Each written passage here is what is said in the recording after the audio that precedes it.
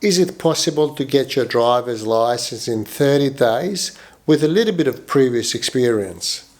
Of course it is. So passing within the 30 days of intensive and, consistent driving is definitely achievable, but it's more important when you get your license that you remain safe and that you arrive alive wherever you're going. We had several clients who did intensive training, but don't confuse the word intensive with how intensively we practice. We call it intensive training, but consistency is far more important than intensity. So what I mean is you don't go for 9 hours each day to drive. You do it 1 hour a day or 2 hours a day. I'll give you a few ideas what you can do to optimize everything. You can do it with your private supervisors as well, providing that you know what to do. Because if the private supervisors show you something that's, not in the, driving assessment standards, it obviously might be counterproductive. You might be learning, how to do it, the wrong way rather than how to do it the correct way. Number one is that you need to go through a lot of give-way situations, especially roundabouts, where you can anticipate traffic. As you're coming towards the roundabout, you should know at least about 15 to 20 meters if you are preparing to stop or if you're preparing to go through. Going through different situations, through different roundabouts. Sometimes you have double ones, 2-lane roundabouts. Sometimes you have a tiny residential street roundabouts, which are usually a little bit harder. I'll explain a little bit later why. So what's important that you practice on anticipating the traffic. So if you're approaching the roundabout, make proper judgment what's happening before you get to the entry point to the roundabout. Your job's going to be a lot easier. Now, residential roundabouts are a lot harder because sometimes you need to get as close as maybe 10, even 5 meters from the roundabout to make a correct judgment, to have a deep look to the right-hand side and obviously to check the opposite direction as well. You've got to practice merging a lot. So this is not something that, you understand the formula how to do it and you just simply do it every single time. No, because every single time something's going to be different. And there's so little time to make a decision, to make a right decision rather. So you can't sort of sit and think, what you're going to do because everything happens within a split of a second, So you've got to practice merging. You've got various types of merging situations where you've got a line dividing the 2 lanes before it becomes one. Sometimes you don't have a line dividing the 2 lanes. Sometimes you don't even have a sign. You've got to guess because you can tell it's narrowing down to the point where you've got to merge, So it will depend on, how frequent the road is. A lot of times in residential areas where there's not much of a traffic, daily, they wouldn't make those changes because, they didn't have any reports that, there's been accidents or anything like that. So basically they would prioritize busier intersections and of course freeways and highways. Changing lanes is something that you will have to practice. You will have to feel comfortable doing it every single time.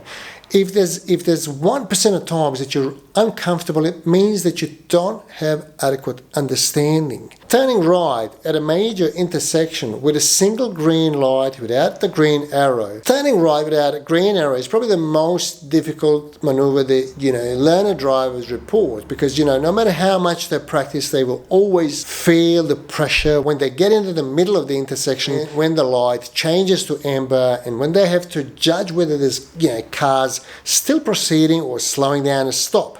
So once the light changes, first of all, you've got to understand that it's changing. That's number one, okay? So you can't just keep an eye on the traffic without understanding when the light changes. Okay, so we've got a few videos that explain exactly how you should act in those types of situations. Sometimes people want to beat the red light from the opposite direction, so you've got to intercept if someone's speeding up to get through. Exercise left someone behind. You have to be familiar with the procedures. rules. Because if the assessor tells you what to do and you've got no idea, you don't recognise what's to be done and where to indicate, when to check the blind spot and why, a lot of times people were taught wrong. They were asked by their supervisors just to do it without understanding why we should do certain things. So we do have a few videos on exercise left some behind, so you should check those out. The more times you do it, the easier it's going to become. Stopping for shopping, it's just a fancy term of the exercise where you go in the car park and park the car. Sometimes the assessor can pull you over on the side of the road and tell you, hey, let's go straight ahead, and I'd like you to miss that car park on the left-hand side. I'd like you to go ahead, turn around somewhere. If there's a roundabout in the area, you just turn around, or if you have to use a driveway, turn around, come back to the car park, and they will say, hey, just, park, reverse park, forward park, reverse parallel, whatever they say. So listen to the instructions carefully. Driving on freeways, 100 kilometres or 90 kilometres an hour, it is really important that you know how to do it. Sadly, in Western Australia, 99% of driving test assessors will not take candidates on freeway or highway.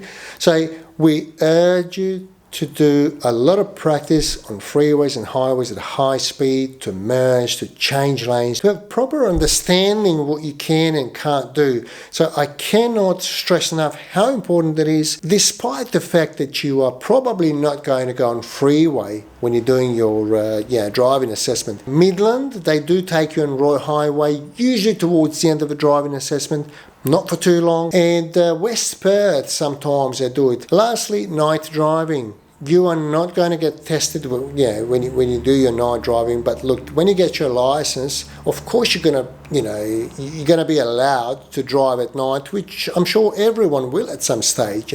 So if you don't have enough experience, it is probably the greatest risk when you sit behind the wheel, because everything happens differently. You've got to be able to intercept if someone didn't put the headlights on. You've got to make sure that you put your headlights on so people can see you easier. The headlights are not only so you can see in front of you. In fact, it's probably the minimal reason behind it that you need to see, because there's at least when you're driving in residential area or cities, because everything's well lit. But the problem is if people can't see you because if you don't have lights, that can be a potential disaster. So you have to know everything about night driving. 5 hours, mandatory 5 hours of night driving in Western Australia that you enter in your logbook is beyond joke. Within 5 hours of driving at night, you cannot be experienced. And to be able to handle all potential situations and conditions that you might encounter during the night time when you're behind the wheel. So please do not neglect driving at night and maybe fake your hours in the logbook. We have a lot of reports that people didn't really do it, but it was signed off. I personally can't stress enough how important it is to know how to drive at night, particularly if it's raining, and how to use the misters, how to use your lights, and how to defog all the windows in your car. Just cannot stress enough. So again, you're not going to get tested for those things, unfortunately. So if you mix all of these things that I've just mentioned in this short video, if you do it 1 or 2 hours, 30 days in a row, there's no doubt in my mind whether you can pass or not. You will certainly be able to pass, providing that you have proper understanding of how to execute everything and how to score points for looking, signaling, flow, movement, path, responsiveness, and vehicle management. And in addition, to know how to drive at night, how to be safe behind the wheel at night, on a freeway or a highway, when you're doing high speeds, when you have to merge and change lanes frequently. Please be responsible.